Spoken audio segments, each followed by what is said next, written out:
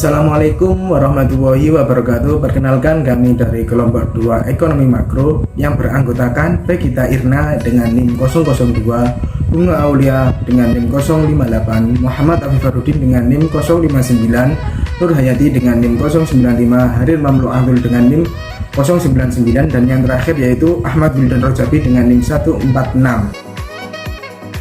Pengertian bank sentral.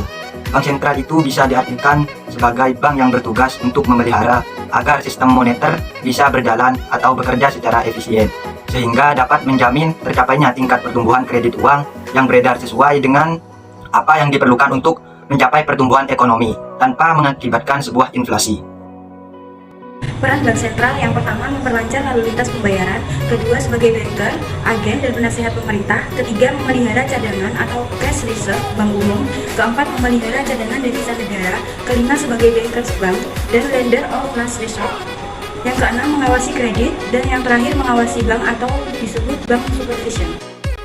Pengertian kebijakan moneter. Kebijakan moneter adalah kebijakan dari otoritas moneter atau bank sentral dalam bentuk pengendalian agregat moneter seperti uang beredar, uang primer, atau kredit perbankan untuk mencapai perkembangan kegiatan perekonomian yang diinginkan. Kebijakan moneter meliputi langkah-langkah kebijakan yang dilaksanakan oleh bank sentral atau Bank Indonesia untuk dapat mengubah penawaran uang atau mengubah suku bunga yang ada untuk mempengaruhi pengeluaran dalam perekonomian. Tujuan kebijakan moneter adalah untuk mensejahterakan rakyat dengan cara menaikkan perekonomian Indonesia, meminimalisir pengangguran, serta mengatur mata uang dari seluruh dunia. Jenis-jenis kebijakan moneter dalam mengambil keputusan terkait peredaran uang. Bank Indonesia menggunakan dua jenis kebijakan moneter. Berikut adalah penjelasannya. Kebijakan moneter yang pertama adalah kebijakan moneter ekspansif. Kebijakan moneter ekspansif adalah kebijakan moneter yang melakukan pengaturan serta pengelolaan peredaran uang di masyarakat. Dalam hal ini tujuannya yakni untuk meningkatkan peredaran uang sehingga meningkatkan roda perekonomian masyarakat.